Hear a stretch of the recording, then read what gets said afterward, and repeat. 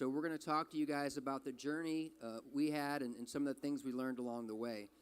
So the first thing I want to talk about today is the 5 factors to drive success for startup companies. So is it the team? Is it the plan? Is it the idea? Is it funding?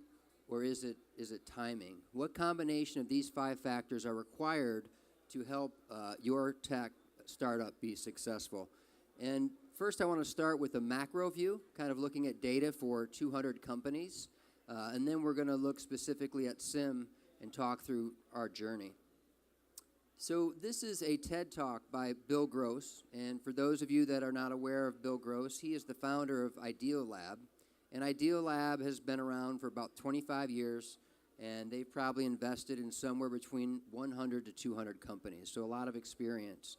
And this TED Talk, Bill is really looking at identifying the single reason why startups succeed. It's really interesting. I encourage all of you to look at it, to watch it. But what Bill did here is he looked at 100 of his companies, and then he looked at 100 other companies, and he tried to identify what factors contributed to these companies being successful. So he's looking at idea, team, plan, funding, and timing, right? So the top row is 5 companies that have been very successful. The bottom row is 5 companies that have failed. So in looking at this data, when you look at Airbnb, for instance, Airbnb was launched in 2008. And if you think back to 2008, people were struggling to pay their rent. They were struggling to pay their mortgage. So from a timing perspective, Bill Gross gave Airbnb a 10 right there. Okay, and then if you look at something else like a YouTube, for instance, YouTube was launched somewhere in the range of 2005. And in 2005, more than 50% of people accessing the internet in the U.S. now had broadband, right? So the U.S. internet was ready for online video, if you will. And then if you look at some companies that have failed, like a Webvan, they raised tons of money, right? But they failed. Pets.com, huge failure in '99. And then Friendster, the social network that you've never heard of, right? So before Facebook, there was MySpace. And before MySpace, there was Friendster. So looking at all these factors, it's interesting to see what Bill Gross's opinion was on what ultimately influences success.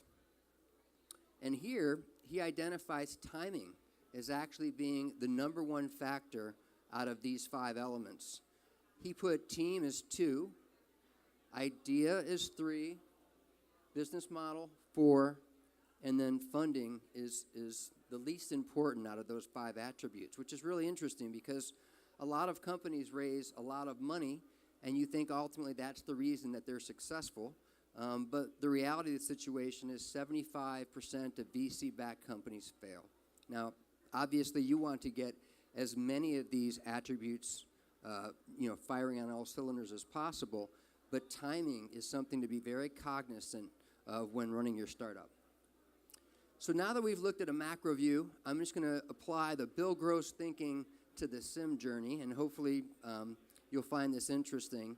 So looking back to when we started the company in 2006, the reality of the situation was our idea was okay, good team, business plan was okay, but as far as did not raise funding and timing was not very relevant. So I ran a search engine marketing agency for 8 years prior to founding SIM, and I ran that with some other colleagues. And when we started SIM, our whole goal was not to be an agency. Not that there's anything wrong with the agency business. We just didn't want to be an agency. But our strategy was, let's generate some revenue, and then we're going to pour all of our revenue into building a product. So we had a whole hybrid performance-based model for independent hotels. We received a monthly fee, and then we had some incremental upside. So that was the business model that allowed us to at least start our own company, which in and of itself is a big step. So at the time, we had some big ideas, right? We were going to build this virtual e-commerce manager, and we were going to automate all of these manual things that we were doing. We were going to aggregate anonymous booking data so that these hotels could leverage this data and make decisions as far as occupancy rates and ADR and a variety of other elements. So that was our big plan, and we were really excited about doing all this. So, went to the bank and said, got a good business model, and here's what we want to build. And the bank said, that's great. We really believe in you guys because we needed a line of credit. And they said, we're more than willing to give you a line of credit. There's no problem except there's one catch. You got to put your house up as collateral, right? So it's like the whole time I was talking about the business model, I'm sure they're like, let's just get to the point and put your house up for collateral. So the joys of being a tech entrepreneur. So the whole thing I told you guys about that virtual e-commerce manager, we never built it, right? And the reason we never built it was because in 2007, we felt that there was a bigger opportunity for us, and it was based on this one statistic, and it's that 80% of consumer spending takes place within 15 miles of the home. So our thought process back then was that local was the next digital battleground, and we felt that a lot of these large enterprise brands didn't have tools and technology to take top-of-the-funnel digital advertising and promote it and track it at a location level. So that drove the inspiration of the development of our Velocity product, and it's SaaS-based technology that helps multi-location brands maximize the local opportunity. So we launched it in 2008. You can imagine there have been multiple iterations since that time. But, as a tech entrepreneur, there's always bumps in the road. This would be an example of a bump in the road, right? So, in 2008, the worst financial crisis since the Great Depression, and our largest client at the time was GMAC Real Estate. And we had big plans, we were going to implement our local platform for thousands of real estate agents in all these locations, except that GMAC Real Estate, they went bankrupt, right? So it was definitely a bump in the road, and that's all part of being a tech entrepreneur. You have to be extremely resilient. And one of the things that we were very proud of is that we kept growing through the recession. Smaller team, but from a revenue perspective, we kept growing even though the economy was really suffering. Now, we did have some things working in our favor, wind at our back, if you will, and that would be an example of this, because we were focused on local, and if you think about the way Google was displaying local search results in 2009, this was prime real estate. So we were helping our clients, our multi-location clients, improve their local listings and representation across hundreds of websites. But in 2009, because of the way Google was functioning, at least people started to think about local. So now, if you think about the whole Bill Gross thing and you apply that lens to our business and fast forward to 2009, the idea is starting to get a little bit better. People are starting to think about local. Team is the same, multiple iterations of the business plan, still no funding, and timing starts to become a factor for our business. And then the beauty is July of 2009 was when we actually reached our tipping point, right? So we always said that our tipping point would be when our product revenue exceeded our agency revenue. And in July 2009, our product revenue was 52%, and our agency revenue was 48%. So when we got to that point, we started to sunset the agency relationships and really accelerate product. So around 2009, there were other shifts in the marketplace that were also helping us, and this was the adoption of mobile, right, which is obvious today, but it was just, obviously it started with Steve Jobs and the iPhone in 2007, but as consumers started to digest information through mobile devices, local became more and more relevant. So, I always say local and mobile are synonymous, right? They kind of, work together. So that was another factor that we had working in our favor. And also, for a market that was kind of nascent, if you will, in 2007, like in 1997 to 2001, I educated people on SEO, but people didn't budget for it. And then 2001 to 2005, people had huge budgets for SEO, like GM and B of A and Wells Fargo.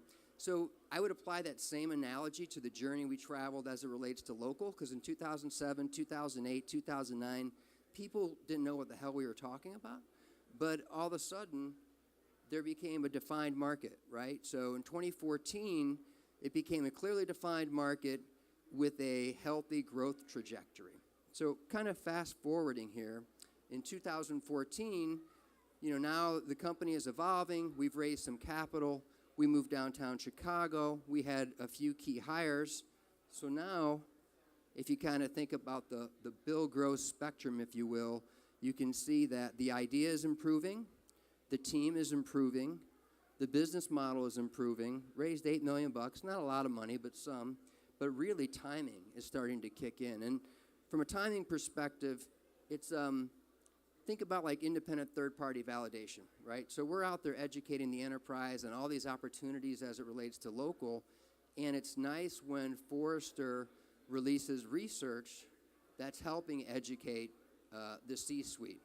And then the nice thing about this research is they're identifying key vendors and key attributes for those vendors, and it was nice that we were one of those 5 vendors that were recognized. So it's a good example of timing and things starting to evolve. So as far as lessons learned and things that can be shared with the group today, I would encourage anybody, well, let me step back. If you're running a startup, right, you pour your heart and soul into that business. So when you think about the amount of time and energy you put into building your business, I encourage you to put a decent amount of time and energy into educating yourself prior to raising capital.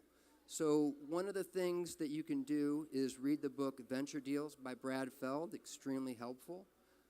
Another recommendation would be really get your management team aligned.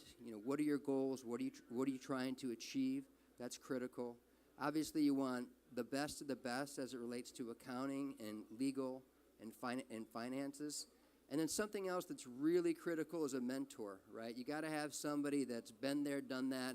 So when you're in a time of crisis or a time of need, this is an individual that you can reach out to and get some honest advice. And then the last piece of advice that I'd like to share with everybody is that, when you're out talking to these VCs, these guys are looking at 300 to 500 deals a year, and they're probably funding 3 to 5. So, 99% of the time they're going to say no. You can't take it personal. You just got to learn from every experience and learn from every meeting and always continue to improve. So when talking about reading the book Venture Deals by Brad Feld, when you raise capital, it can be very emotional, and sometimes you're on tangents as far as negotiations and trying to get certain things. At a very high level, you should be focused on these 5 things, right? Focused on valuation, stock option pool, board structure, liquidation preferences, and voting control. Don't get distracted in some of the other stuff. Just stay focused on those 5 things, because at the end of the day, those are the 5 things that matter most. The nice thing about this book is they've also created an online resource, which is askthevc.com, and I encourage all of you to check it out. So in light of some of the stuff that we've covered today, I hope that everybody has a better understanding of the 5 factors required to drive success. And in closing, I want to leave everybody in the audience with one thought. The best way to predict the future is to invent it. Thank you.